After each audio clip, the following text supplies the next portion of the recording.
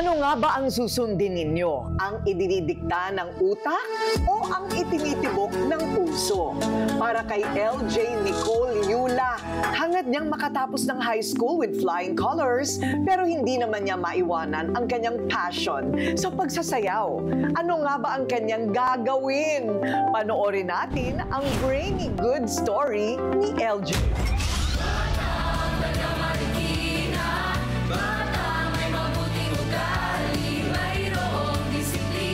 Nang magpaulan ang langit ng talino at talento, aba, isa ang 16-year-old grade 10 student na si LJ Nicole Yula sa mga nakasaluyatan nito. Yung pagsasayaw ko po is yung nakakagaan po siya para sa akin, lalo na po kapag may problems po ako. Basta po iba po yung happiness ng pagsasayaw ko na di ko po siya ma-explain lagi. Hindi rin pahuhuli sa klase si LJ na consistent student achiever. Strict po kasi yung parents ko pagdating sa studies. And wala din po akong cellphone noon. Ang tanging tool ko po dati is yung libro ko po. May mga times din naman po na pinapayagan po nila akong maglaro after po exam. Most Outstanding Awardee, First Place in Spelling Bee, First Honor Awardee at School Valedictorian ang ilan sa mga proud moments ni LJ. Proud naman po sila sa akin kasi nakikita po nila yung kung gaano ko po pinaghandaan. Then may kita po nila na nagdulot naman po ng magandang result.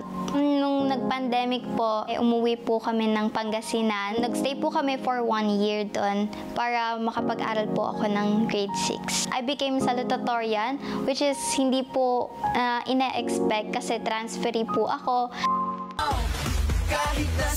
Nang tumuntong ng junior high school, napasama siya sa Marikina Science Dance Company.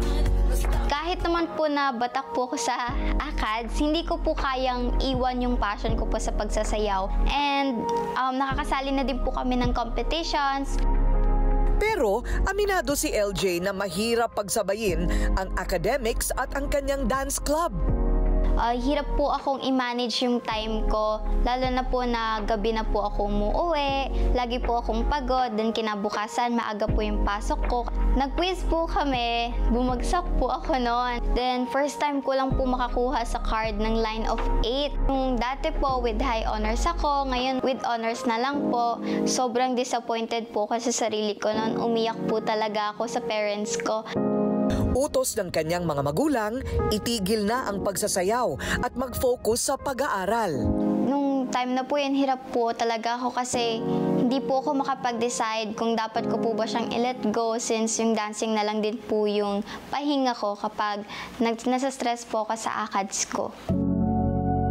Kwento po ng mama ko yung pinagdaanan ko pong pagbaba ng grades ko sa tita ko.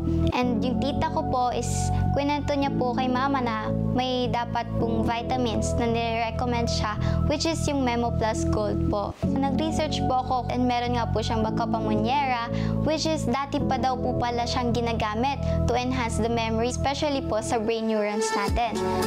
Ayon sa mga eksperto, ang utak ng tao ay mayroong milyon-milyong brain neurons na nagbibigay ng signal at kontrol sa buong katawan.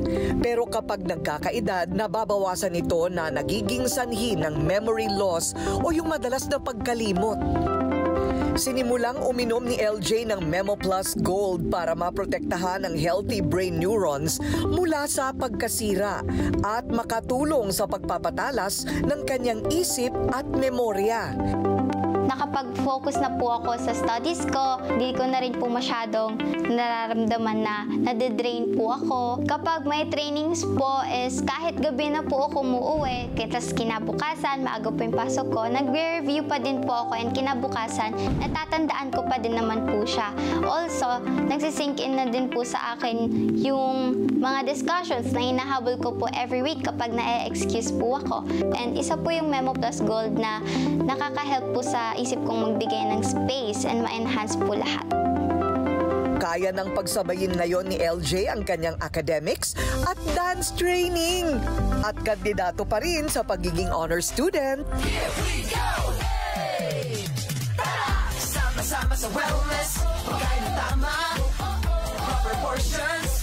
At noong nakaraang taon, nag-champion naman ang kanyang dance group sa isang contest sa buong Marikina at mag-a-advance na sa regional. Namang po talaga kapag may gold memory ka, kaya mo pong pagsabay-sabayin lahat po ng dapat pong gawin. Aba, patunay lang na kapag ibinigay mo ang puso sa iyong ginagawa, samahan pa ng brainy good memory, kahit bata ka pa, ang tagumpay ay abot kamay. Rain Man,